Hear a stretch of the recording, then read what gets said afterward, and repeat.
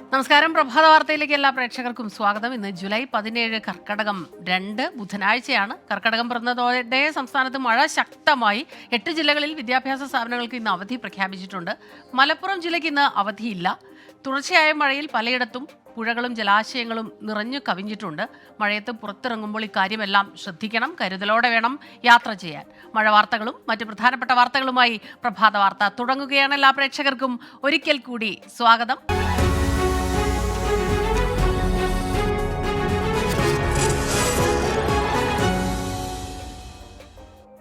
വിശദമായ വാർത്തകളിലേക്ക് കടക്കുകയാണ്. മഴ ശക്തമായതോടെ മഴക്കെടുതികളും രൂക്ഷമായി. കനത്ത മഴയിൽ വയനാട് കൽപ്പറ്റ ബൈപ്പാസിൽ മണ്ണിടിച്ചിൽ, മലമുകളിൽ ഉരുൾപൊട്ടിയെന്ന് സംശയമുണ്ട്. മേഖലയിൽ ഗതാഗതം സ്തംഭിച്ചു. സുർജിത്ത് അയ്യപ്പത്ത് ചേരുന്നുണ്ട് വിവരങ്ങളുമായി. സുർജിത്ത്, ഇന്ന് വെളുപ്പിനാണിത് സംഭവിച്ചതെന്ന് തോന്നുന്നു അല്ലേ? ഉരുൾപൊട്ടലിനുള്ള സാധ്യതയാണോ കാണുന്നത്? എന്താണ് കൂടുതൽ വിവരങ്ങൾ? എനിക്ക് തോന്നുന്നു പ്രത്യേകിച്ച് അറിഞ്ഞിരിക്കേണ്ട ജാഗ്രതാ കാര്യങ്ങൾ എന്തെല്ലാമാണ് അതിലെ യാത്ര ചെയ്യുമ്പോൾ? സ്മിത, ഞാനിപ്പോൾ നിൽക്കുന്നത് ഈ കൽപ്പറ്റ ബൈപ്പാസ് ഉരുൾപൊട്ടിയ പ്രദേശത്താണ്. വെള്ളം വലിയ അളവിൽ വരുന്നു, കുത്തിയൊലിച്ചെത്തുന്നു. ഒരു വെള്ളച്ചാട്ടം റോഡരികിൽ തന്നെ രൂപം കൊണ്ടിരിക്കുന്നു. ആ കാഴ്ചയാണ് ഇപ്പോൾ നമുക്ക് ഇവിടെ കാണാൻ കഴിയുന്നത്. അത്രമാത്രം വലിയ രീതിയിൽ വെള്ളം കുത്തിയൊലിച്ച് ഇവിടേക്ക് താഴേക്ക് എത്തുകയാണ്.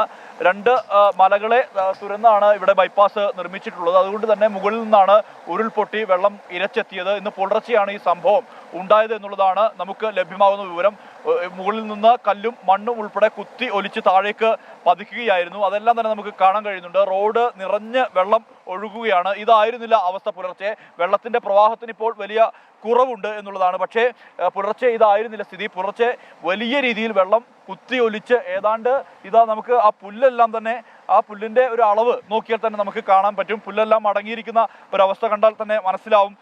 ഇത്ര ഉയരത്തിൽ വെള്ളം നിന്നിരുന്നു. അതായത് ഇപ്പോൾ ഇങ്ങനെ താഴ്ന്ന് ഒഴുകുകയാണ്. ഇത്രമാത്രം അളവിൽ വെള്ളം നിന്നിരുന്നു എന്നുള്ളതാണ്. ആ വെള്ളം ഇവിടേക്ക് കുത്തി ഒലിച്ച് താഴേക്ക് പോവുകയാണ് ഉണ്ടായിട്ടുള്ളത്. ഇത് കൈനാട്ടിക്ക് സമീപത്താണ് ഈ ഒരു സംഭവം ഉണ്ടായിട്ടുള്ളത്. കൈനാട്ടി എന്ന് പറയുന്നത് ഇവിടുത്തെ ജംഗ്ഷനാണ്. അതായത് ബൈപ്പാസും അതോടൊപ്പം തന്നെ നഗരത്തിലൂടെയുള്ള, അതായത് കൽപ്പറ്റ നഗരത്തിലൂടെ എത്തുന്ന പ്രദേശമാണ് ഈ കൈനാട്ടി എന്ന് പറയുന്ന പ്രദേശം.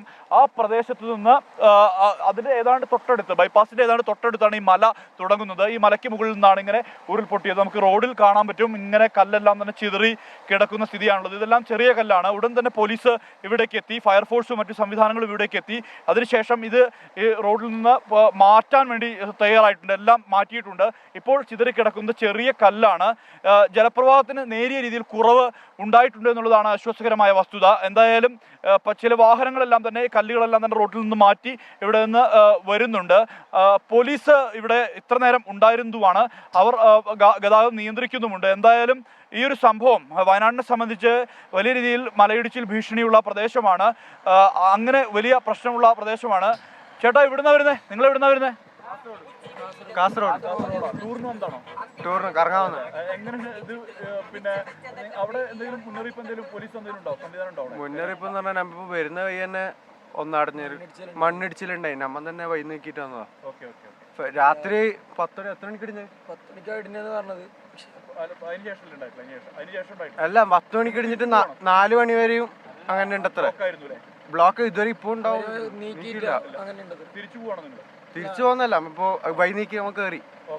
ഇവർ ടൂറിസ്റ്റുകളാണ്. ഇവരെത്തിയപ്പോൾ ഇങ്ങനെ റോഡിൽ ഇങ്ങനെ ഇതെല്ലാം തന്നെ ചിതറിക്കിടക്കുന്നത് കണ്ടു എന്നുള്ളതാണ് അവർ പറയുന്നത്. കാസർഗോഡ് നിന്നുള്ള സഞ്ചാരികളാണ് ഇവർ. ഇവിടെ ഇങ്ങനെ വെള്ളം ഇപ്പോഴും ഇങ്ങനെ കുത്തിയൊലിച്ച് എത്തുന്നു. ധാരാളം പാറക്കഷ്ണങ്ങൾ ഇങ്ങനെ കൂടി നിൽക്കുന്നു. പക്ഷേ ഒരു അപകടാവസ്ഥ നിലവിലില്ല എന്നുള്ളതാണ്. കാരണം വലിയ രീതിയിലുള്ള പ്രശ്നങ്ങൾ ഇല്ല. മറ്റ് മുകളിൽ വലിയ രീതിയിൽ വീടുകളൊന്നും ഇല്ല എന്നുള്ളതാണ് പറയുന്നത്. അതുകൊണ്ട് തന്നെ വലിയ അപകടാവസ്ഥ ഇല്ല എന്നുള്ളതും പറയുന്നുണ്ട്. എന്തായാലും ഇതിന്റെ മുകളിൽ നിന്നാണ് ഈ സംഭവം ഇങ്ങനെ ഉണ്ടായിട്ടുള്ളത്. അതായത് അത്രമാത്രം വെള്ളം കുത്തിയൊലിച്ച് താഴേക്ക്. ഈ ദൃശ്യങ്ങൾ കാണുമ്പോൾ സത്യം പറഞ്ഞാൽ ആശങ്കയുണ്ടാക്കുന്നുണ്ട്. കാരണം ഇപ്പോൾ അല്പം കുറഞ്ഞു എന്ന് പറയുമ്പോഴും നല്ല ശക്തമായ ഒഴുക്ക്. സത്യം പറഞ്ഞാൽ അത് കണ്ടാൽ ഒരു വലിയ വെള്ളച്ചാട്ടമാണോ എന്ന് നമുക്ക് സംശയം തോന്നും. റോഡ് അരികിൽ തന്നെയാണ് ഈ കാഴ്ച എന്നുള്ളതാണ്. തീർച്ചയായിട്ടും ഇപ്പോൾ വിനോദസഞ്ചാരികൾക്കാർക്കും അത്തരം ജാഗ്രതാ മുന്നറിയിപ്പുകൾ ഇപ്പോൾ പ്രത്യേകം നൽകുന്നില്ല എന്ന് മനസ്സിലാക്കുന്നു. പക്ഷേ പൊതുവെ മഴ തുടങ്ങിയതോടെ വിനോദസഞ്ചാര കേന്ദ്രങ്ങളിലൊക്കെ തന്നെ നിയന്ത്രണം ഏർപ്പെടുത്തിയിട്ടുണ്ട്. എനിക്ക് തോന്നുന്നു അത്തരം ജാഗ്രതാ നിർദ്ദേശങ്ങളൊക്കെ തന്നെ അല്പസമയത്തിനകം ജില്ലാ ഭരണകൂടം പ്രഖ്യാപിക്കും പ്രഖ്യാപിക്കുമായിരിക്കും. കാരണം ഇത്ര വലിയ ശക്തമായ ഒഴുക്ക് അത് പെട്ടെന്ന് തന്നെ അത് അപ്രതീക്ഷിതമായി രൂപപ്പെട്ടതാണ്. അതുകൊണ്ട് തന്നെ ആ വഴിക്കുള്ള യാത്ര അത്യാവശ്യ യാത്രകൾ മാത്രം ഉണ്ടാകുന്നതായിരിക്കും നല്ലതെന്ന് തോന്നുന്നു. ഇനിയിപ്പോൾ ഈ വെള്ളത്തിൻ്റെ ഒഴുക്ക് നിലയ്ക്കാതെ അവിടെ എന്തെങ്കിലും തരത്തിലുള്ള ഒരു മെയിൻ്റനൻസ് ഒന്നും നടക്കില്ലെന്ന് തോന്നുന്നു അല്ലേ? സ്മിത, അങ്ങനെ ഒരു ഇവിടെ നേരത്തെ ഈ രണ്ട് മലകളെ ബന്ധിപ്പിക്കുന്ന രണ്ട് മലകൾക്കിടയിലൂടെയാണ് ഈ ബൈപ്പാസ് നിർമ്മിച്ചിട്ടുള്ളത്. അതായത് ഒരു ഭാഗത്ത് എലക്ഷൻ എസ്റ്റേറ്റ് ആണ് ഒരു ഭാഗത്ത് തുടങ്ങുന്നത്. ഏതാണ്ട് ഒരു 2-3 കിലോമീറ്റർ അകലമുണ്ട് ഈ ബൈപ്പാസ്. അതായത് കൽപ്പറ്റ നഗരം തൊടാതെ നേരെ കൈനാട്ടി എന്ന് പറയുന്ന ജംഗ്ഷനിലേക്ക് എത്തുകയും അവിടെ നിന്ന് നേരെ ബത്തേരിക്കും മാനന്തവാടിക്കും പോകാനുള്ള ജംഗ്ഷനാണിത്. ആ ജംഗ്ഷനിൽ എത്തുന്നതിൻ്റെ, അതായത് കൈനാട്ടിക്ക് എത്തുന്നതിന് തൊട്ടു മുമ്പാണ് ഈ ഒരു സംഭവം ഉണ്ടായിരിക്കുന്നത്. ഇതൊരു വലിയ ജലപ്രവാഹം ആയിരുന്നു. ഞങ്ങൾ പുലർച്ചെ ഇവിടേക്ക് എത്തുമ്പോൾ ഇതായിരുന്നില്ല കാഴ്ച. വലിയ അളവിൽ വെള്ളം കുത്തിയൊലിച്ച് എത്തുകയാണ്. ഇപ്പോൾ വെള്ളത്തിന്റെ ഒരു കുറവ് നമുക്ക് കാണാൻ കഴിയുന്നുണ്ട്. നേരത്തെ ഇതായിരുന്നില്ല ചിത്രം. ഇവിടേക്ക് ഞങ്ങൾ പുലർച്ചെ എത്തുമ്പോൾ ഇതായിരുന്നില്ല ചിത്രം. വലിയ രീതിയിൽ വെള്ളം കുത്തിയൊലിച്ചു വരികയായിരുന്നു. മാത്രമല്ല കൂറ്റൻ പാറകൾ ഉണ്ടായിരുന്നു റോഡരികിൽ. ആ പാറകളെല്ലാം തന്നെ ചിതറിക്കിടക്കുന്ന നിലയുമാണ് ഉണ്ടായിരുന്നത്. ഉടൻ പോലീസ് എത്തി അത് പൂർണ്ണമായ രീതിയിൽ തന്നെ മാറ്റി. ഗതാഗതത്തിന് യോഗ്യമായിട്ടുണ്ടോ എന്ന് ചോദിച്ചാൽ പൂർണ്ണമായിട്ട് ആയിട്ടില്ല. കാരണം അത്ര മാത്രം കല്ലുകൾ ഇവിടെ ചിതറി കിടക്കുന്നുണ്ട്. ആ കല്ലുകൾ പൂർണ്ണമായും മാറ്റാൻ കഴിഞ്ഞിട്ടില്ല എന്നുള്ളതാണ് വ്യക്തമാവുന്നത്. കൽപ്പറ്റയുടെ നടുവിലാണ് ഈ ഒരു സംഭവം ഉണ്ടായിരിക്കുന്നത് എന്നുള്ളതാണ് ആശങ്കപ്പെടുത്തുന്നത്. ആളുകളെ സംബന്ധിച്ച് ആശങ്കയുണ്ട്. ഒരുപക്ഷെ സ്ഥിരം വണ്ടികൾ പോകുന്ന ഒരു മേഖലയാണിത്. എപ്പോഴും വാഹനങ്ങൾ സഞ്ചരിക്കുന്ന ഒരു മേഖലയാണ്. ഏതായാലും അതുവഴി പോകുന്നവരെല്ലാം തന്നെ ജാഗരൂകരായിരിക്കണം എന്നുള്ള കാര്യം നമുക്ക് പ്രത്യേകം പറയാമെന്ന് തോന്നുന്നു. കാരണം ഇത്ര പെട്ടെന്നുണ്ടായ ഒരു കുത്തൊഴുക്ക്, വെള്ളം ഇപ്പോഴും നല്ല ശക്തമായി തന്നെ ഒഴുകുന്ന ദൃശ്യങ്ങൾ നമ്മൾ കാണുന്നുണ്ട്. അല്പസമയത്തിനകം തന്നെ ആ ഒഴുക്ക് പൂർണ്ണമായും നിലയ്ക്കും എന്ന് പ്രതീക്ഷിക്കാം. പക്ഷേ മഴ ശക്തമായി പെയ്യുന്ന ഒരു സാഹചര്യമുണ്ടെങ്കിൽ തീർച്ചയായും മുന്നൊരുക്കങ്ങൾ അല്ലെങ്കിൽ മുന്നറിയിപ്പുകളെല്ലാം തന്നെ കൃത്യമായി പാലിച്ചു വേണം. അനാവശ്യ യാത്രകൾ ഒഴിവാക്കണം. സുർജിത്ത് അയ്യപ്പത്താണ് കൽപ്പറ്റയിൽ നിന്നുള്ള ഈ വിശദാംശങ്ങളുമായി നമുക്കൊപ്പം ചേർന്നത്. അതിശക്തമായ മഴ സംസ്ഥാനത്ത് തുടരുമെന്ന് കേന്ദ്ര കാലാവസ്ഥാ വകുപ്പ് അറിയിക്കുന്നു. തിരുവനന്തപുരവും കൊല്ലവും ഒഴികെയുള്ള 12 ജില്ലകളിൽ ഇന്ന് മഴ മുന്നറിയിപ്പുണ്ട്. മലപ്പുറം, കോഴിക്കോട്, വയനാട്, കണ്ണൂർ, കാസർഗോഡ് ജില്ലകളിൽ ഓറഞ്ച് അലർട്ട് പ്രഖ്യാപിച്ചു. പത്തനംതിട്ട, ആലപ്പുഴ, കോട്ടയം, ഇടുക്കി, എറണാകുളം, തൃശൂർ, പാലക്കാട് ജില്ലകളിൽ യെല്ലോ അലർട്ടാണ്. കേരള, കർണാടക, ലക്ഷദ്വീപ് തീരങ്ങളിൽ മത്സ്യബന്ധനത്തിന് വിലക്ക് ഏർപ്പെടുത്തിയിട്ടുണ്ട്. വിവരങ്ങളുമായി അഖിൽ ഷാ അൻസാർ തിരുവനന്തപുരത്ത് നിന്നും, കൊച്ചിയിൽ നിന്ന് ശ്രീകാന്തും, കോഴിക്കോട് നിന്ന് രാഹുൽ സുരേഷുമാണ് ചേരുന്നത്. ആദ്യം അഖിൽ ഷാ അൻസാറിലേക്ക്. അഖിൽ ഷാ, തിരുവനന്തപുരത്ത് ഇപ്പോൾ മഴ കുറവാണ്. അഖിൽ ഷാ നിൽക്കുന്നിടത്ത് മഴയില്ലെന്ന് തോന്നുന്നു. അവിടുത്തെ ഒരു സാഹചര്യം എന്താണ്? സംസ്ഥാനത്തെ പൊതുവിലുള്ള കാലാവസ്ഥാ മുന്നറിയിപ്പ് എന്താണ്?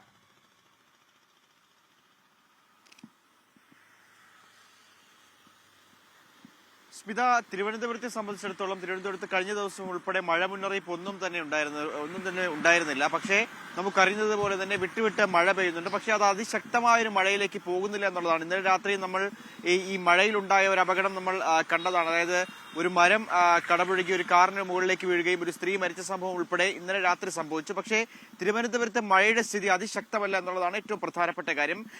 മറ്റൊന്ന്, ഈ കാലാവസ്ഥ മുന്നറിയിപ്പുമായി ബന്ധപ്പെട്ടൊരു കാര്യമാണ്. സംസ്ഥാനത്ത് തിരുവനന്തപുരം, കൊല്ലം ഒഴികെയുള്ള 12 ജില്ലകളിലും ഇന്ന് മഴ മുന്നറിയിപ്പുണ്ട് എന്നുള്ളതാണ് ഏറ്റവും പ്രധാനപ്പെട്ട കാര്യം. അതിൽ എറണാകുളം, ഇടുക്കി, തൃശൂർ, പാലക്കാട്, മലപ്പുറം, വയനാട്, കാസർഗോഡ് ജില്ലകളിൽ ഓറഞ്ച് അലർട്ടാണ് പ്രഖ്യാപിച്ചിട്ടുള്ളത്. ഒപ്പം പത്തനംതിട്ട, ആലപ്പുഴ, കോട്ടയം, ഇടുക്കി, എറണാകുളം, തൃശൂർ, പാലക്കാട് ജില്ലകളിൽ യെല്ലോ അലർട്ട് പ്രഖ്യാപിച്ചിട്ടുണ്ട്. ഏതായാലും ഈ ജില്ലകളിലൊക്കെ അതിശക്തമായ മഴ തുടരും എന്നുള്ളതാണ് കേന്ദ്ര കാലാവസ്ഥാ വകുപ്പ് ഈ ഘട്ടത്തിൽ അറിയിക്കുന്നത്. നമുക്കറിയുന്നത് പോലെ തന്നെ കഴിഞ്ഞ ദിവസവും ഇത്തരത്തിൽ ശക്തമായ മഴ തന്നെ ഉണ്ടായിരുന്നു. ഈ മഴയ്ക്കൊപ്പം ശക്തമായ കാറ്റിനും അതുപോലെ തന്നെ മോശം കാലാവസ്ഥയ്ക്കും തിരമാലയ്ക്കും സാധ്യതയുള്ളതിനാൽ ഈ കേരള, കർണാടക, ലക്ഷദ്വീപ് തീരങ്ങളിൽ മത്സ്യബന്ധനത്തിന് വിലക്ക് ഏർപ്പെടുത്തിയിട്ടുണ്ട്. 12-ാം തീയതി വരെ ഈ വിലക്ക് തുടരുമെന്നുള്ളതാണ് കേന്ദ്ര കാലാവസ്ഥാ വകുപ്പ് അറിയിക്കുന്നത്. ഒപ്പം ഇന്ന് രാത്രി 11:30 വരെ കള്ളക്കടൽ, അതായത് കേരള തീരത്തും അതുപോലെ തന്നെ തമിഴ്നാട് തീരത്തും കള്ളക്കടൽ പ്രതിഭാസത്തിനും ശക്തമായ തിരമാലയ്ക്കും കടലാക്രമണത്തിനും സാധ്യതയുള്ളതിനാൽ തീരദേശവാസികൾ ഉൾപ്പെടെ ജാഗ്രത പാലിക്കണം എന്നുള്ളതാണ് ഏറ്റവും പ്രധാനപ്പെട്ട കാര്യം. മറ്റൊന്ന്,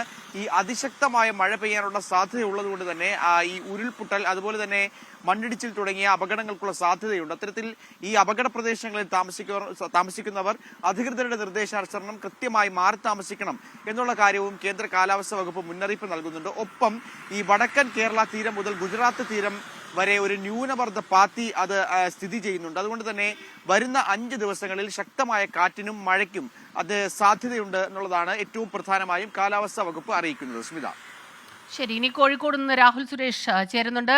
രാഹുൽ, ഗുഡ് മോർണിംഗ്. അവിടെ മഴയുണ്ടോ? ശക്തമായ മഴ ഈ വടക്കൻ ജില്ലകളിലൊക്കെ തന്നെ തുടരുന്ന സാഹചര്യത്തിൽ ഇന്നിപ്പോൾ എന്താണ് വിവരങ്ങൾ? Smitha, very good morning. വടക്കൻ ജില്ലകളിൽ പൊതുവെ മഴ മാറി നിൽക്കുകയാണ്. ഇടവിട്ടുള്ള ശക്തമായ മഴയാണ് മിക്ക വടക്കൻ ജില്ലകളിലും ഇപ്പോഴും ഉള്ളത്. കോഴിക്കോട്ടെ സ്ഥിതി പരിശോധിക്കുകയാണെങ്കിൽ നിലവിൽ മഴ മാറി നിൽക്കുകയാണ്. പക്ഷേ പുലർച്ചെയൊക്കെ മഴയുണ്ടായിരുന്നു. ഒരു മുന്നൊരുക്കം എന്ന നിലയിലാണ് ഇന്ന് കോഴിക്കോട്ടെ വിദ്യാഭ്യാസ സ്ഥാപനങ്ങൾക്ക് ജില്ലാ കളക്ടർ അവധി പ്രഖ്യാപിച്ചിട്ടുള്ളത്. പ്രൊഫഷണൽ കോളേജ് ഉൾപ്പെടെയുള്ള മുഴുവൻ വിദ്യാഭ്യാസ സ്ഥാപനങ്ങൾക്കും കോഴിക്കോട് ഇന്ന് അവധി ആണ്. മുൻ നിശ്ചയിച്ച പരീക്ഷകൾക്ക് മാറ്റമില്ല എന്നാണ് അറിയിച്ചിട്ടുള്ളത്. അതുമാത്രമല്ല, മലപ്പുറം മുതൽ കാസർഗോഡ് വരെയുള്ള മുഴുവൻ ജില്ലകളിലും ഇന്ന് ഓറഞ്ച് അലേർട്ട് കൂടി നിലനിൽക്കുകയാണ്. മാത്രമല്ല, ഇന്ന് കോഴിക്കോട്ടെ വിനോദസഞ്ചാര കേന്ദ്രങ്ങളിലേക്ക് പ്രവേശന വിലക്കുണ്ട്. ജില്ലാ ഭരണകൂടത്തിന്റെ കീഴിലുള്ള കരിയത്തുംപാറ, കക്കയം ഉൾപ്പെടെയുള്ള വിനോദസഞ്ചാരങ്ങൾ കേന്ദ്രങ്ങൾ ഇന്ന് പ്രവർത്തിക്കില്ല എന്നാണ് അറിയിച്ചിട്ടുള്ളത്. അതോടൊപ്പം തന്നെ കോഴിക്കോട് സരോവരം, ബട്ട്റോഡ് ബീച്ച്, കാപ്പാട്, അരീപ്പാറ ഉൾപ്പെടെ DTPCക്ക് കീഴിലുള്ള വിനോദസഞ്ചാര കേന്ദ്രങ്ങളും ഇന്ന് തുറക്കില്ല എന്ന് അറിയിച്ചിട്ടുണ്ട്. കനത്ത മഴയെ തുടർന്ന് കോഴിക്കോട് 30-ലേറെ വീടുകൾ ഭാഗികമായി തകർന്നു എന്നാണ് ജില്ലാ ഭരണകൂടം ഏറ്റവും ഒടുവിൽ അറിയിച്ചിട്ടുള്ളത്. അതോടൊപ്പം കോഴിക്കോട് താലൂക്കിൽ നിലവിൽ 5 ദുരിതാശ്വാസ ക്യാമ്പുകളാണ് തുറന്നിട്ടുള്ളത്. ഇതിൽ 5 ക്യാമ്പുകളിലായി 36 ആളുകളെ മാറ്റി പാർപ്പിച്ചിട്ടുണ്ട്. അതോടൊപ്പം 39 കുടുംബങ്ങൾ ബന്ധുവീടുകളിലേക്ക് മാറിയിട്ടുണ്ടെന്നും അറിയിച്ചിട്ടുണ്ട്.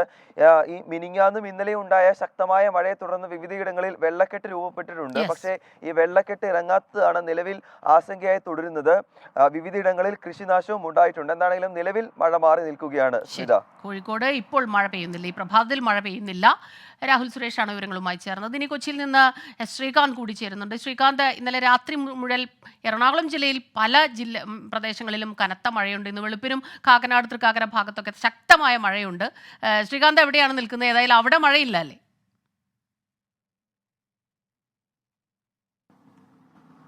ഞാനിപ്പോൾ നിൽക്കുന്നത് കളമശ്ശേരി ഭാഗത്താണ് സ്മിത. നിലവിൽ ഇപ്പോൾ ഈ നഗരമേഖലയിൽ മഴ മാറി നിൽക്കുകയാണ്. അത് നഗരത്തിലെ കാക്കനാട്, തൃക്കാക്കര, കളമശ്ശേരി ഉൾപ്പെടുന്ന ഈ നഗരമേഖലയിൽ മഴ മാറി നിൽപ്പുണ്ട്. പക്ഷേ ഈ ഗ്രാമീണ മേഖലയിലൊക്കെ തന്നെ ഇപ്പോഴും മഴ പുലർച്ചെയാകുമ്പോൾ മഴ ശക്തമായി തന്നെ നിൽക്കുകയാണ്. ഇന്നലെ രാത്രി മുഴുവൻ അതിശക്തമായ മഴയാണ് നഗര ഗ്രാമ വ്യത്യാസമില്ലാതെ എറണാകുളം ജില്ലയിലും ഉണ്ടായിരുന്നത്. പക്ഷേ നഗരത്തിൽ ഇപ്പോൾ രാവിലെ ആകുമ്പോഴേക്കും മഴ മാറി നിൽക്കുന്നുണ്ട്. പക്ഷേ ഗ്രാമീണ മേഖലയിൽ ശക്തമായി തന്നെ മഴ പെയ്യുന്നുമുണ്ട്. നിലവിലെ കണക്കനുസരിച്ച് വ്യാപക നാശനഷ്ടം എറണാകുളം ജില്ലയിൽ ഉണ്ടായിട്ടുണ്ട് എന്നുള്ളതാണ് മനസ്സിലാക്കുന്നത്. കനത്ത മഴയിലും കാറ്റിലും ഭാഗികമായി തകർന്നത് 31 വീടുകളാണ് എന്ന് കണക്ക് പുറത്തു വന്നു. മൂവാറ്റുപുഴ താലൂക്കിൽ മാത്രം 10 വീടുകൾ ഭാഗികമായി തകർന്നു എന്നുള്ള കണക്ക് കൂടി ഇപ്പോൾ പുറത്തു വന്നിട്ടുണ്ട്. ജില്ലയിൽ 2 ദുരിതാശ്വാസ ക്യാമ്പുകൾ പ്രവർത്തിക്കുന്നു എന്നുള്ള വിവരം കൂടി ഇതിനൊപ്പം നമുക്ക് നൽകാൻ കഴിയും. പെരിയാറിലെ കാര്യം എടുക്കുകയാണെങ്കിൽ ഇന്നലെ പെരിയാറിൽ വലിയ തോതിൽ വെള്ളം ഉയർന്നിരുന്നു. ഈ ക്ഷേത്രം മുങ്ങുന്നതടക്കമുള്ള ഒരു തരത്തിലേക്ക് വെള്ളത്തിന്റെ അളവ് ഉണ്ടായിരുന്നു. പക്ഷേ ഇന്ന് പെരിയാറിലെ വെള്ളത്തിന്റെ അളവ് കുറഞ്ഞിട്ടുണ്ട് എന്നുള്ളതാണ് നൽകാൻ കഴിയുന്ന വിവരം. താഴ്ന്ന പ്രദേശങ്ങൾ പലതും കളമശ്ശേരി HMD ഭാഗത്തെയൊക്കെ തന്നെ താഴ്ന്ന പ്രദേശങ്ങളിൽ ഇന്നലെ പെരിയാറിന്റെ കൈവഴിയിൽ നിന്നും വെള്ളം കയറി ഏതാണ്ട് ഒരു 10-40 വീടുകളിൽ വെള്ളം കയറുന്ന അവസ്ഥയുണ്ടായിരുന്നു. കുറ്റിക്കാട്ടുകരയൊക്കെ തന്നെ അങ്ങനത്തെ സ്ഥലമായിരുന്നു. പക്ഷേ അവിടെയൊക്കെ തന്നെ വെള്ളം ഇറങ്ങിത്തുടങ്ങി എന്നുള്ളതാണ് നമുക്കിപ്പോൾ നൽകാൻ കഴിയുന്ന പ്രധാനപ്പെട്ട വിവരം. മരമൊടിഞ്ഞു വീണുള്ള അപകടങ്ങൾ ഇന്നലെ വ്യാപകമായി റിപ്പോർട്ട് ചെയ്തിരുന്നു. അത് ആലുവ ഭാഗത്ത് ഉണ്ടായിരുന്നു. മൂവാറ്റുപുഴ, അതോടൊപ്പം കാലടി ഉൾപ്പെടെയുള്ള ഭാഗങ്ങളിൽ മരമൊടിഞ്ഞു വീണുള്ള അപകടങ്ങൾ, വീട് തകർന്ന അപകടങ്ങൾ ഉണ്ടായിരുന്നു. ആളുകൾക്ക് പരിക്കേറ്റ സംഭവങ്ങൾ, വാഹനങ്ങൾ തകർന്ന സംഭവങ്ങളൊക്കെ തന്നെ ഉണ്ടായിരുന്നു. പക്ഷേ ഇന്ന് ഇതുവരെയും അത്തരത്തിലുള്ള കാര്യങ്ങൾ റിപ്പോർട്ട് ചെയ്യപ്പെട്ടിട്ടില്ല. അതിനിടെ ആലുവ ഭാഗത്തൊരു അപകടം ഉണ്ടായി, ഒരാൾ മരിച്ചു എന്നുള്ള വിവരം കൂടി പുറത്തു വരുന്നുണ്ട്. അതിപ്പോൾ അതിന്റെ വിവരങ്ങൾ ഇപ്രകാരമാണ്. ദേശീയപാത ബൈപ്പാസിലാണ് അപകടം ഉണ്ടായത്.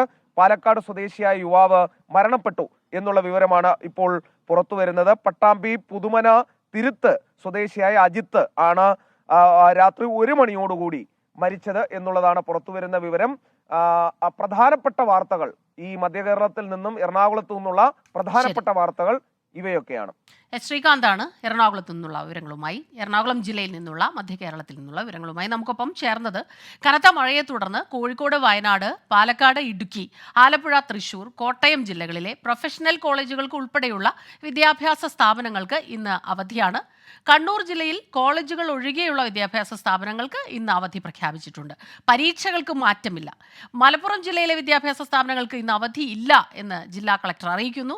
അവധിയുമായി ബന്ധപ്പെട്ട വ്യാജ പ്രചാരണത്തിന്റെ പശ്ചാത്തലത്തിലാണ് ജില്ലാ കളക്ടർ VR വിനോദ് ഇക്കാര്യം പ്രത്യേകം എടുത്തറിയിച്ചത്. കൊട്ടിയൂർ മാനന്തവാടി പാൽച്ചുരം പാതയിൽ മണ്ണിടിച്ചിലിനെ തുടർന്ന് തടസ്സപ്പെട്ട ഗതാഗതം ഭാഗികമായി പുനഃസ്ഥാപിച്ചു. ഒരു ഭാഗത്തെ മണ്ണ് നീക്കി വാഹനങ്ങൾ കടത്തിവിടുന്നുണ്ട്. സജോ ദേവസ്യ ചേരുന്നു കണ്ണൂരിൽ നിന്ന് വിവരങ്ങളുമായി. സജോ, എന്താണ് പുതിയ വിവരങ്ങൾ? കണ്ണൂർ വയനാട് പാൽച്ചുരം പാതയിൽ കഴിഞ്ഞ ദിവസം രാത്രിയിൽ വലിയ തോതിൽ ഒന്നാം വളവിൽ മണ്ണിടിച്ചിൽ ഉണ്ടായിരുന്നു. ഗതാഗതം പൂർണ്ണമായി തടസ്സപ്പെടുന്ന നിലയായിരുന്നു. പിന്നീട് പുലർച്ചയോടുകൂടി വീണ്ടും മണ്ണിടിച്ചിൽ ഉണ്ടായി. അതിന് പിന്നാലെയാണ് ഒരു ഭാഗത്തു കൂടി വാഹനം കടത്തിവിടാൻ കഴിയും വിധം ഗതാഗതം ഇപ്പോൾ ഭാഗികമായി പുനഃസ്ഥാപിച്ചിട്ടുള്ളത്. അതേസമയം ഈ വഴി കടന്നു പോവുക എന്നത് ദുഷ്കരമാണ് എന്നതിന്റെ അടിസ്ഥാനത്തിൽ സാധ്യമാകുന്ന വാഹനങ്ങളെല്ലാം നെടുമ്പോയിൽ പേരിയ ചുരം പാത വഴി കടന്നു പോകണം എന്ന നിർദ്ദേശമാണ് അധികൃതർ നൽകുന്നത്. കാരണം ഇതുവഴിയുള്ള ഗതാഗതം വലിയ തോതിൽ ഭാഗികമായി, അതായത് അതുവഴിയുള്ള അത്യാവശ്യ സർവീസുകൾ സാധ്യമാക്കുക എന്ന ലക്ഷ്യത്തോടു കൂടിയാണ് പുലർച്ചയോടുകൂടി ഒരു ഭാഗത്തു കൂടിയുള്ള ഗതാഗതം പുനഃസ്ഥാപിക്കാനായിട്ടുള്ളത്. രാത്രിയിൽ ഇതുവഴിയുള്ള ഗതാഗതം ഏതാണ്ട് പൂർണ്ണമായി തന്നെ തടസ്സപ്പെട്ടിരുന്നു. എന്ന് മാത്രമല്ല, ഈ മണ്ണിടിഞ്ഞ സ്ഥലത്ത് കൂടുതൽ അപകടകരമായ സാഹചര്യമുണ്ട്. കൂടുതൽ മണ്ണിടിച്ചിലിനുള്ള സാധ്യത വിലയിരുത്തപ്പെടുന്നുണ്ട്. അതുകൊണ്ട് അതുവഴിയുള്ള അത്യാവശ്യ വാഹനങ്ങൾ കടത്തിവിടുക എന്നൊരു തീരുമാനമാണ് ഇപ്പോൾ അധികൃതർ എടുത്തിരിക്കുന്നത്. പക്ഷേ ആശ്വാസകരമായ കാര്യം, അതുവഴി വാഹനങ്ങൾ കടന്നു പോകാവുന്ന ഒരു സാഹചര്യമുണ്ട്. പക്ഷെ കൂടുതൽ മണ്ണിടിച്ചിൽ പരിഗണിച്ചാണ് നെടുമ്പോയിൽ അതുവഴി വാഹനങ്ങൾ കടത്തിവിടാനുള്ള ഒരു തീരുമാനം ഇപ്പോൾ എടുത്തിരിക്കുന്നത്. അതോടൊപ്പം തന്നെ കണ്ണൂർ പ്രാപ്പിൽ രേറോം പാതയിലും മണ്ണിടിച്ചിൽ ഉണ്ടായിട്ടുണ്ട്. പാതയുടെ സംരക്ഷണ ഭിത്തി ഒരു ഭാഗത്ത് ഇടിഞ്ഞിട്ടുണ്ട്. ഈ ഭാഗത്ത് റോഡ് അപകടാവസ്ഥയിലാണ്. അതുവഴി പക്ഷേ ഒരു ഭാഗത്തുകൂടി വാഹനങ്ങൾ ഇപ്പോൾ കടത്തിവിടുന്നുണ്ട്. ഇന്നലെ രാത്രിയിലാണ് പ്രാപ്പോയിൽ, അതായത് ചെറുപുഴയിൽ നിന്ന് പ്രാപ്പോയിൽ റേറോം പോകുന്ന പ്രധാനപ്പെട്ട ഒരു പാതയാണ് മണ്ണിടിച്ചിൽ ഉണ്ടായത്. ശരി സജോ, കണ്ണൂരിൽ നിന്നാണ് സജോ ദേവസ്യ വിവരങ്ങളുമായി നമുക്കൊപ്പം ചേർന്നത്. ഇടുക്കിയിൽ നിന്നുള്ള വാർത്തയിലേക്കാണ്. ചിന്നക്കനാലിൽ കാട്ടാനയുടെ ആക്രമണം. Chinnakanal government higher secondary school പരിസരത്ത് നിർത്തിയിട്ടിരുന്ന കാർ ആന ആക്രമിച്ചു. ചക്കക്കൊമ്പൻ കാട്ടാനയാണ് ആക്രമണം നടത്തിയതെന്ന് നാട്ടുകാർ ആരോപിക്കുന്നു. രാഹുൽ വിജയൻ ചേരുന്നുണ്ട് ഇടുക്കിയിൽ നിന്ന് വിവരങ്ങളുമായി. രാഹുൽ, കാറിന്റെ അവസ്ഥ വലിയ കഷ്ടമാണ്. അതിലുള്ളവർ രക്ഷപ്പെട്ടത് ഭാഗ്യമല്ലേ? ചക്കക്കൊമ്പൻ തന്നെയാണോ? ചക്കക്കൊമ്പനാണ് ആക്രമണം നടത്തിയതെന്നാണ് നാട്ടുകാർ പറയുന്നത്. കഴിഞ്ഞ കുറച്ച് ദിവസമായിട്ട് ഈ പ്രദേശത്ത് ചക്കക്കൊമ്പനുണ്ട്. ഈ പ്രദേശത്തല്ല, ചിന്നക്കനാലിൽ സ്ഥിരമായിട്ട് ചക്കക്കൊമ്പനുള്ളതാണ്. എന്നാൽ ഈ അക്രമ സ്വഭാവം കഴിഞ്ഞ കുറച്ച് ദിവസമായിട്ട് കാണിക്കുന്നുണ്ട്. ഒരു വീടിന് നേരെയും അതുപോലെ തന്നെ കൃഷിയിടങ്ങളിലൊക്കെ വ്യാപകമായിട്ട് നാശനഷ്ടം ഉണ്ടാക്കുകയും ചെയ്തിരുന്നു. പിന്നാലെയാണ് ഇന്നലെ രാത്രി 11 മണിയോടുകൂടി സ്കൂൾ പരിസരത്ത് നിർത്തിയിട്ടിരുന്ന ഈ കാറിന് നേരെ ചക്കക്കൊമ്പൻ ആക്രമണം നടത്തുന്നത്. കാറിന് സാരമായിട്ടുള്ള കേടുപാടുകൾ സംഭവിച്ചിട്ടുണ്ട്. വാഹനത്തിൽ ആളില്ലായിരുന്നതിനാൽ വലിയ അപകടം ഒഴിവായി എന്ന് വേണമെങ്കിൽ പറയാവുന്നതാണ്. പിന്നീട് RRT സംഘം എത്തിയാണ് ഈ ആനയെ അവിടെ നിന്ന് ചുരുട്ടിയത്. പക്ഷേ ജനവാസ മേഖലയിൽ തന്നെ തുടരുന്നുണ്ട്. വേസ്റ്റ് വഴി ഭാഗത്തേക്കാണ് നീങ്ങി എന്നുള്ളതാണ് മനസ്സിലാക്കാൻ കഴിയുന്നത്. ചിന്നക്കനാൽ പരിസരത്ത് തന്നെ ജനവാസ മേഖലയിൽ തന്നെ ആന ഇപ്പോഴും ഉണ്ട്. RRT സംഘത്തിന്റെ നിരീക്ഷണത്തിലുമാണ്. ശരി, രാഹുൽ വിജയനാണ് ചിന്നക്കനാലിൽ നിന്നുള്ള വിവരങ്ങൾ നമുക്ക് വിശദമായി തന്നെ പറഞ്ഞു തന്നത്. ഇനി മറ്റൊരു പ്രധാനപ്പെട്ട വാർത്തയിലേക്ക് നമ്മൾ പോകുന്നു. തിരുവനന്തപുരത്തെ ആമയിഴഞ്ചാൻ തോട്ടിൽ ശുചീകരണ തൊഴിലാളി എൻജോയി മുങ്ങി മരിച്ചതിൽ പഴിചാരലും രാഷ്ട്രീയ വാക്പോരും തുടരുകയാണ്. റെയിൽവേക്കെതിരെ സർക്കാരിനെതിരെ പ്രതിപക്ഷവും ആരോപണങ്ങൾ ഉയർത്തുന്നുണ്ട്. മാലിന്യ നീക്കത്തിന് മുഖ്യമന്ത്രി വിളിച്ച യോഗത്തിൽ അന്തിമ തീരുമാനം ഉണ്ടായേക്കും. മരിച്ച ജോയുടെ കുടുംബത്തിനുള്ള ധനസഹായം ഇന്നത്തെ മന്ത്രിസഭാ യോഗം ചർച്ച ചെയ്യും. തെളിവുകളും രേഖകളും പലത് പുറത്തു വന്നിട്ടും ആമയിഴഞ്ചാൻ തോടിന്റെ റെയിൽവേ പ്ലാറ്റ്ഫോമിനടിയിലെ 117 മീറ്ററിൽ ഒരാൾ പൊക്കത്തിലുള്ള മാലിന്യത്തിന്റെ ഉത്തരവാദിത്വം തങ്ങൾക്കല്ലെന്ന് തീർത്തു പറയുകയാണ് റെയിൽവേ. ഈ 117 മീറ്ററിനിടയിൽ എവിടെയോ വെച്ചാണ് ജോയ്ക്ക് ജീവൻ നഷ്ടപ്പെട്ടത്. ജോയിയെ കാണാതായതിന്റെ ആദ്യ മണിക്കൂറുകൾ മുതൽ റെയിൽവേ നിസ്സഹകരണം കാട്ടിയെന്നാണ് സംസ്ഥാന സർക്കാരിന്റെ ആരോപണം. മാലിന്യ നീക്കം സംബന്ധിച്ച് ഈ വർഷം തന്നെ ഒന്നിലേറെ തവണ യോഗം വിളിച്ചിട്ടും റെയിൽവേ സഹകരിച്ചില്ലെന്നും രേഖകളുണ്ട്. കരാർ തൊഴിലാളിയായതിനാൽ കുടുംബത്തിന് സഹായം നൽകണമെന്ന ആവശ്യം നിയമം നോക്കിയിട്ട് നിറവേറ്റാമെന്നും റെയിൽവേയുടെ നിലപാട്. റെയിൽവേയുടെ നിഷേധാത്മക നിലപാടിൽ പ്രതിഷേധിച്ച് ഡിവൈഎഫ്ഐ ഇന്ന് തിരുവനന്തപുരം റെയിൽവേ സ്റ്റേഷനിലേക്ക് മാർച്ച് നടത്തും. CPIM ജില്ലാ കമ്മിറ്റി നാളെ തിരുവനന്തപുരം DRM ഓഫീസിലെത്തിയും പ്രതിഷേധിക്കും. അതേസമയം മാലിന്യത്തിന്റെ പൂർണ്ണ ഉത്തരവാദിത്വം റെയിൽവേയുടെ ചുമതലയെന്ന് വാദിക്കുകയാണ് സർക്കാർ. തിരുവനന്തപുരം നഗരത്തിലെ പല കൈത്തോടുകളും മാലിന്യവാഹിനിയാകുന്നതിനെപ്പറ്റി സർക്കാർ മിണ്ടുന്നേയില്ല. മുഖ്യമന്ത്രിയുടെ യോഗത്തിൽ പോലും ആമയിഴഞ്ചാൻ തോട്ടിലെ മാലിന്യ നീക്കത്തെപ്പറ്റിയാകും ചർച്ച. അപ്പോഴും നഗരം ഉൽപ്പാദിപ്പിക്കുന്ന മാലിന്യം എങ്ങനെ നീക്കം ചെയ്യണമെന്നതിനെപ്പറ്റി യാതൊരു എത്തും പിടിയുമില്ല. ജോയിയുടെ മരണത്തിൽ ഉത്തരവാദി കോർപ്പറേഷനാണെന്ന് ആരോപിച്ച യൂത്ത് കോൺഗ്രസും ഇന്ന് നഗരസഭയിലേക്ക് മാർച്ച് നടത്തുന്നുണ്ട്.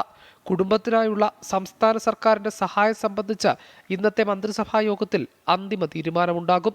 24 തിരുവനന്തപുരം. വിഴിഞ്ഞത്ത് ചരക്കു കയറ്റാനെത്തിയ ഫീഡർഷിപ്പ് മാരിൻ അസൂർ ഇന്ന് മടങ്ങും. രണ്ടാമത്തെ ഫീഡർഷിപ്പ് സീസ്പാൻ സാന്റോസ് 21-ാം തീയതി തുറമുഖത്ത് എത്തിച്ചേരും. മുംബൈ, ഗുജറാത്ത്, കൊൽക്കത്ത, മംഗളൂർ തുറമുഖങ്ങളിലേക്കാണ് ചരക്കെത്തിക്കുക. വിഴിഞ്ഞത്ത് ആദ്യമെത്തിയ മദർഷിപ്പ് സാൻ ഫെർണാണ്ടോ മടങ്ങിയതിന് പിന്നാലെയാണ് തിങ്കളാഴ്ച ഉച്ചയ്ക്ക് മാരിൻ അസൂർ തുറമുഖത്തടുത്തത്. സാൻ ഫെർണാണ്ടോ തുറമുഖത്തിറക്കിയ കണ്ടെയ്നറുകളിൽ ഒരു ഭാഗം മാരിൻ അസൂറിൽ ലോഡ് ചെയ്യും. കൊളംബോയിൽ നിന്നെത്തിയ കപ്പൽ ചരക്കുമായി മുംബൈ തുറമുഖത്തേക്ക് പോകും. ഹോങ്കോങ്ങിൽ രജിസ്റ്റർ ചെയ്ത സീസ്പാൻ സാന്റോസ് എന്ന ഫീഡർഷിപ്പാണ് വിഴിഞ്ഞത്ത് അടുത്തതായി എത്തുന്നത്. തുറമുഖത്തിന് അവശേഷിക്കുന്ന കണ്ടെയ്നറുകൾ ഗുജറാത്ത്, കൊൽക്കത്ത തുടങ്ങിയ തുറമുഖങ്ങളിൽ എത്തിക്കും. ആദ്യ ഫീഡർഷിപ്പ് ചരക്കുകയറ്റി മടങ്ങുന്നതോടെ വിഴിഞ്ഞത്ത് ചരക്കു നീക്കം പ്രാവർത്തികമാവുകയാണ്. 400 മീറ്റർ നീളമുള്ള മദർഷിപ്പുകൾ ഉൾപ്പെടെ ഉടൻ വിഴിഞ്ഞത്ത് ചരക്കുമായി എത്തും.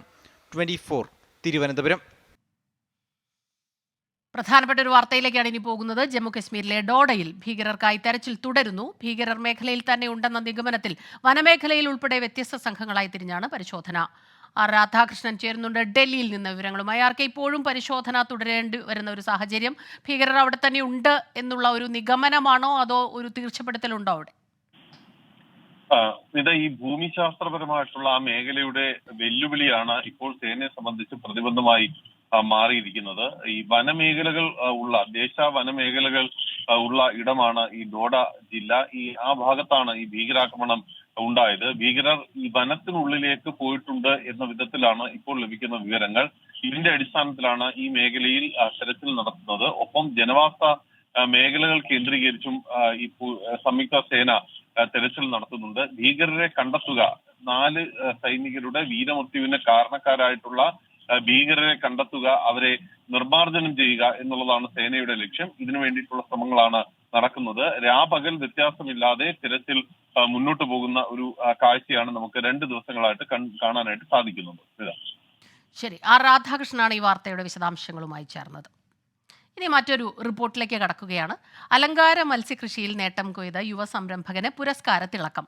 കൊല്ലം ക്ലാപ്പന സ്വദേശി മുഹമ്മദ് ബിൻ ഫാറൂഖിനാണ് കേന്ദ്ര സംസ്ഥാന സർക്കാരുകളുടെ മികച്ച അലങ്കാര മത്സ്യ കർഷകനുള്ള പുരസ്കാരം ലഭിച്ചത്.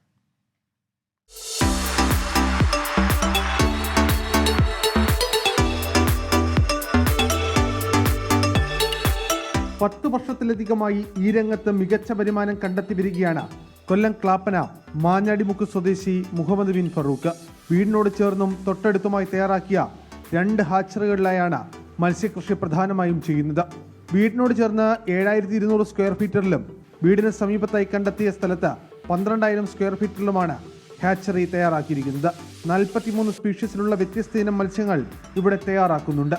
ജപ്പാനീസ് കോയി, ഗോൾഡ് ഏഞ്ചൽ, ഫിയോഗസ് തുടങ്ങി ഒട്ടേറെ ഇനങ്ങളാണ് ഇവിടെ കൃഷി ചെയ്യുന്നത്. ഏറെ സൂക്ഷ്മതയോടെ ചെയ്യേണ്ട ഒന്നാണ് അക്വാകൾച്ചർ എന്ന് അദ്ദേഹം പറയുന്നു. എൻ്റെ മെയിൻ സോഴ്സ് ഓഫ് ഇൻകം എന്ന് പറയുന്നത് ഓർണമെന്റൽ ഫിഷ് ബിസിനസ് ആണ്. ഇങ്ങനൊരു ഹാച്ചറിയുടെ രൂപത്തിൽ നമ്മളൊരു ലാസ്റ്റ് 6 വർഷമായിട്ട് ഹാച്ചറി രൂപത്തിൽ ഫുൾ ഫ്ലെഡ്ജിൽ ചെയ്യുന്നുണ്ട്. അതിന് മുമ്പ് തന്നെ ഒരു 8ാം ക്ലാസ്സിൽ ഒക്കെ പഠിക്കുന്ന സമയം തൊട്ട് തന്നെ ഫിഷസിനെ ബ്രീഡ് ചെയ്ത് തുടങ്ങി. വളരെ കൊമേഴ്ഷ്യലായിട്ട് ചെയ്യാൻ തുടങ്ങിയിട്ടൊരു 6-8 വർഷം കൊണ്ട് നമ്മൾ വളരെ കൊമേഴ്ഷ്യലായിട്ട് ചെയ്യുന്നു. ഫിഷറീസ് സയൻസിൽ മാസ്റ്റർ ബിരുദം നേടിയ ശേഷം ഇപ്പോൾ PhD ചെയ്തു വരികയാണ് മുഹമ്മദ് ഫറൂഖ്. പഠനത്തിന്റെ തിരക്കിനിടയിലും മത്സ്യകൃഷിയിൽ ഒട്ടും വിട്ടുവീഴ്ചയ്ക്ക് ഈ യുവാവ് തയ്യാറല്ല.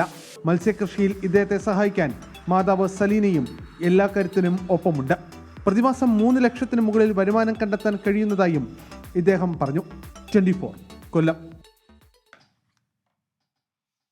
ഉത്തരേന്ത്യയിലെ മുസ്ലിം സമൂഹം ഇന്ന് മുഹറം ആഘോഷിക്കുകയാണ്. ഡൽഹി, ഉത്തർപ്രദേശ്, ബീഹാർ, രാജസ്ഥാൻ തുടങ്ങിയ സംസ്ഥാനങ്ങളിൽ വിപുലമായ ആഘോഷങ്ങൾ മുഹറത്തോടനുബന്ധിച്ച് നടക്കുന്നു. ഡൽഹിയിൽ 2 ഘോഷയാത്രകൾ ഉണ്ടാകും. ഘോഷയാത്രകൾക്ക് മുന്നോടിയായി ഡൽഹി ട്രാഫിക് പോലീസ് സമഗ്രമായ മാർഗനിർദ്ദേശങ്ങൾ പുറത്തിറക്കി. സർക്കാർ നിർദ്ദേശങ്ങൾ അനുസരിച്ച് മാത്രമേ മുഹറം ആഘോഷിക്കാവൂ എന്നും അല്ലെങ്കിൽ വീട്ടിൽ ആഘോഷിക്കണമെന്നും കഴിഞ്ഞ ദിവസം ഉത്തർപ്രദേശ് മുഖ്യമന്ത്രി യോഗി ആദിത്യനാഥ് പറഞ്ഞത് വിവാദമായിരുന്നു. ശ്രീലങ്കൻ പര്യടനത്തിനുള്ള ഇന്ത്യൻ ടീമിനെ ഇന്ന് പ്രഖ്യാപിച്ചേക്കും. വൈകിട്ട് ചേരുന്ന സെലക്ഷൻ കമ്മിറ്റി യോഗത്തിന് ശേഷമാകും പ്രഖ്യാപനം. 2020 ടീമിന്റെ നായകനായി സൂര്യകുമാർ യാദവ് വരുമെന്നും റിപ്പോർട്ടുകളുണ്ട്. പുതിയ കോച്ച് ഗൗതം ഗംഭീറിന്റെ താൽപര്യപ്രകാരമാണ് സൂര്യകുമാർ യാദവിനെ ക്യാപ്റ്റൻ ആക്കുന്നതെന്നാണ് വിവരം. ലോകകപ്പ് ടീമിന്റെ വൈസ് ക്യാപ്റ്റനായിരുന്ന ഹാർദിക് പാണ്ഡ്യ അടുത്ത ക്യാപ്റ്റനാകുമെന്നായിരുന്നു ഇതുവരെ കരുതിയിരുന്നത്. ഏകദിന ടീമിൽ നായകൻ രോഹിത് ശർമ്മ, വിരാട് കോഹ്ലി, രവീന്ദ്ര ജഡേജ എന്നിവർ കളിക്കണമെന്നും ഗംഭീർ നിർദ്ദേശിച്ചു എന്നാണ് വിവരം. 27-ന് തുടങ്ങുന്ന ശ്രീലങ്കൻ പര്യടനത്തിൽ 3 വീതം 2020-യും ഏകദിനങ്ങളുമാണ് ടീം ഇന്ത്യ കളിക്കുക. സുഹൃത്തിനെ സഹായിക്കാൻ തന്റെ തട്ടുകടയിലെ ഒരു ദിവസത്തെ വരുമാനം നൽകി മാതൃകയാവുകയാണ് ഒരാൾ. പാലക്കാട് നെല്ലായ കൃഷ്ണപ്പടിയിലെ പ്രവാസി തട്ടുകട ഉടമ ഉണ്ണികൃഷ്ണനാണ് ആ ഒരാൾ. ഇരുവൃക്കകളും തകരാറിലായി ചികിത്സയിൽ കഴിയുന്ന നെല്ലായ പൊമ്പിലായ സ്വദേശി പൈങ്ങുള്ളി വിനോദിനും കുടുംബത്തിനും വേണ്ടിയാണ് ഉണ്ണികൃഷ്ണൻ ഒരു ദിവസത്തെ വരുമാനം മാറ്റിവെച്ചത്.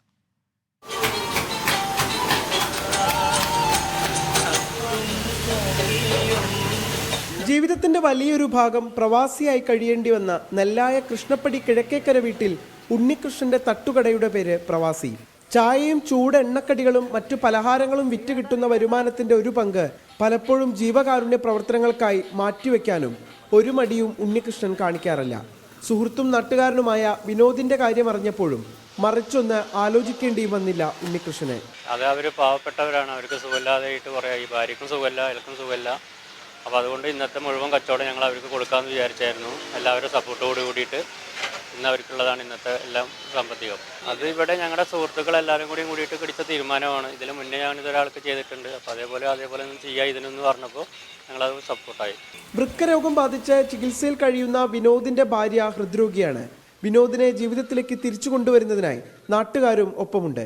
ചികിത്സാ ചെലവിലേക്ക് ആവശ്യമായ തുക സമാഹരിക്കാനുള്ള പ്രവർത്തനങ്ങൾ വിനോദ് ചികിത്സാ ധനസഹായ നിധിയുടെ നേതൃത്വത്തിലും നടക്കുന്നുണ്ട്. ഈ വാർത്ത കാണുന്ന 24 ന്യൂസ് കാണുന്ന മുഴുവൻ പ്രേക്ഷകരും നിങ്ങളുടെ എല്ലാ അർത്ഥത്തിനുള്ള സഹായ സഹകരണവും വിനോദിനും കുടുംബത്തിനും ഉണ്ടാകണം. അദ്ദേഹത്തിന്റെ ഭാര്യ ഹാർട്ട് അറ്റാക്ക് വന്ന് ചികിത്സയിലാണ്. ഈ കുടുംബത്തെ സംരക്ഷിക്കുവാൻ ഏറ്റെടുക്കുവാനുള്ള ഒരു പിന്തുണ നിങ്ങളുടെ ഭാഗത്ത് ഉണ്ടാകണമെന്ന് മാത്രമാണ് ചികിത്സാ കമ്മിറ്റി കൊണ്ട് വിനീതമായി നിങ്ങളോട് അഭ്യർത്ഥിക്കാനുള്ളത്. വേഗത്തിൽ ബാക്കി തുക കൂടി കണ്ടെത്താനുള്ള നെട്ടോട്ടത്തിലാണ് സഹായ കൂട്ടായ്മ ഇപ്പോൾ. 24 പാലക്കാട്. ഇനി മറ്റൊരു പ്രധാനപ്പെട്ട റിപ്പോർട്ടിലേക്ക് കൂടി. പൂക്കോട് വെറ്റിനറി സർവകലാശാലയിലെ സിദ്ധാർത്ഥന്റെ മരണത്തെക്കുറിച്ച് അന്വേഷിക്കാൻ ഗവർണർ നിയോഗിച്ച കമ്മീഷൻ ഇന്ന് റിപ്പോർട്ട് സമർപ്പിക്കും. ജസ്റ്റിസ് ഹാരിസ് പ്രസാദാണ് ഗവർണർക്ക് റിപ്പോർട്ട് കൈമാറുക. സിദ്ധാർത്ഥന്റെ മാതാപിതാക്കളടക്കം 28 പേരുടെ മൊഴി കമ്മീഷൻ രേഖപ്പെടുത്തിയിരുന്നു. സിദ്ധാർത്ഥന്റെ മരണത്തിൽ സർവകലാശാലയ്ക്ക് ഭരണപരമായ പിഴവുണ്ടായിട്ടുണ്ടോ എന്ന് കണ്ടെത്താനാണ് ഗവർണർ പ്രത്യേക കമ്മീഷനെ നിയോഗിച്ചത്. ഇതോടൊപ്പം ഇത്തരം സംഭവങ്ങൾ ഭാവിയിൽ ആവർത്തിക്കാതിരിക്കാനുള്ള നടപടികളും കമ്മീഷൻ ശുപാർശ ചെയ്യും. യൂണിവേഴ്സിറ്റി ആക്ട്, UGC പുറപ്പെടുവിച്ച റാഗിംഗ് വിരുദ്ധ ചട്ടങ്ങൾ എന്നിവ പ്രകാരം ക്യാമ്പസിലെ റാഗിങ്ങും മറ്റ് ക്രിമിനൽ പ്രവർത്തനങ്ങളും തടയുന്നതിൽ അധികൃതരുടെ വീഴ്ച, ഭരണപരമായ വീഴ്ചകൾ എന്നിവയാണ് കമ്മീഷൻ അന്വേഷിച്ചത്. ഇതോടെ പ്രഭാത വാർത്ത പൂർണ്ണമാകുന്നു.